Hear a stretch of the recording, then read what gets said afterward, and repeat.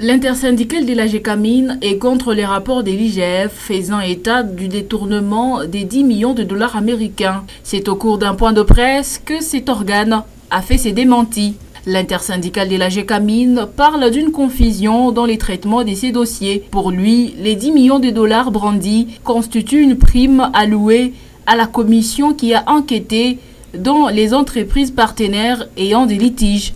Il a été décidé que des amis qui ont fait le travail, il y a des amis intérieurs, il y a aussi ceux qui sont à l'extérieur, qui ont contribué à cette découverte de l'argent qu'on devait à la GECAMINE. C'est 211 millions.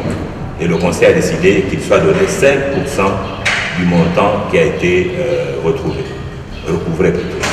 Et les 5% ont donné 10 millions de dollars dont on parle dans les réseaux sociaux, dans le rapport de l'IGF. Le reste du montant, selon le PCA, n'est pas resté dans les caisses de la GECAMINE. Le reste du montant, notamment, il y a eu 100 millions qui ont été donnés au gouvernement. Ici, cet organe pense à une manipulation politique.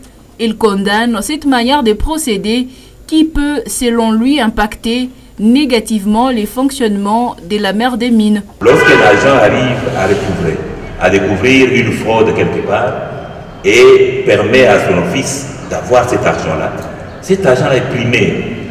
Lorsque nous voyons aujourd'hui des partis politiques commencer à circuler dans les installations de la GECAMINE, ça nous dérange. Au début, nous pensions que c'était des travailleurs. Ce sont les militants ou les membres d'autres partis politiques. Nous nous sommes dit, mais qu'est-ce que cela a à faire avec la GECAMINE? L'intersyndicale appelle donc les agents à ne pas céder à ce qu'ils qualifient de manipulation, ce après que les accusations de détournement ont gagné notamment l'opinion nationale.